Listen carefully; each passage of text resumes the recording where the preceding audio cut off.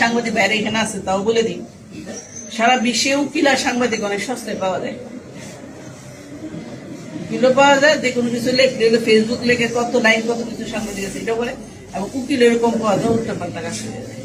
আসসালামু আলাইকুম সৈকত দর্শক মন্ডলী, আপনারা জানেন যে আমাদের রায়পুর উপজেলায় লাইলাগঞ্জ লাকিকে নিয়ে আজকে আমি কথা বলতে চাচ্ছিলাম না, কিন্তু আজকে দেখতে পাচ্ছি যে লাইলাগঞ্জ লাকি ম্যাডাম যে গত 2023 সালেও কিন্তু ওই যে আমাদের রায়পুর উপজেলা একটা ভূমি সপ্তাহ অনুষ্ঠানে, তখন ইউনো মহোদয় ছিল আজগর হোসেন, সেই অনুষ্ঠানে সে বলেছিল যে সারা বিশ্বে উকিল সাংবাদিক সস্তা পাওয়া যায়। তখন কিন্তু আমরা এটা ফেসবুকে এবং আমরা বিভিন্ন যোগাযোগ মাধ্যমে পেয়েছিলাম। তখন আসলে এটা কিন্তু আমরা প্রতিক্রিয়া আমরা আসলে তেমন একটা গভীর চিন্তা করি নাই, কিন্তু আজকে বুঝতে পারলাম যে লাইলাগঞ্জ লাকি ম্যাডাম সে যে আজকে বলেছে যে বড় বড় সাংবাদিক আমি ম্যানেজ করে আমি সবকিছু বন্ধ করে দিয়েছি, এটা মানে ওই পিছু লোকে কিছু বলে এটা তার কোনো আসে যায় না।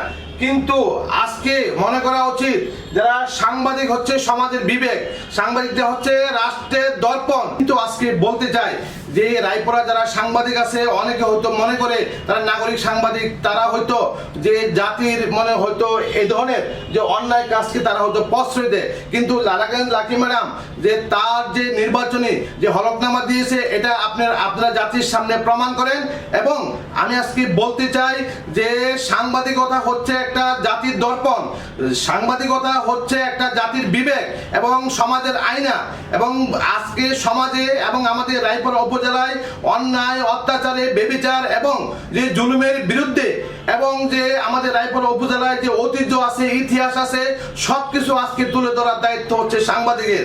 কিন্তু আজকে আমি একজন নাগরিক হিসাবে বলতে চাই, আমি তো আর কোনো মূলধারার সাংবাদিক না, আমি একজন সাধারণ নাগরিক হিসাবে আজকে দাবি জানাচ্ছি আমাদের যারা রায়পুরা যারা প্রেস ক্লাবের সাংবাদিক আছে শুধু একটা প্রেস নোটিশ করে ফেসবুকে দিয়ে শুধু এটাকে ক্ষান্ত থাকলে চলবে না।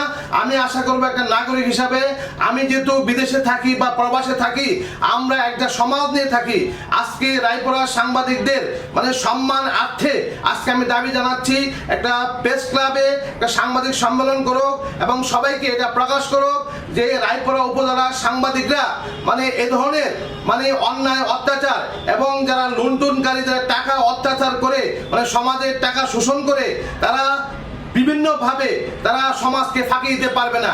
আজকে এটাই যাতে আমাদের রায়পুরা যারা সাংবাদিক আছে যাদের কাছে খোলাসা করুক এই প্রত্যাশা রেখে আজকে আমার ভিডিও থেকে বিদায় নিলাম।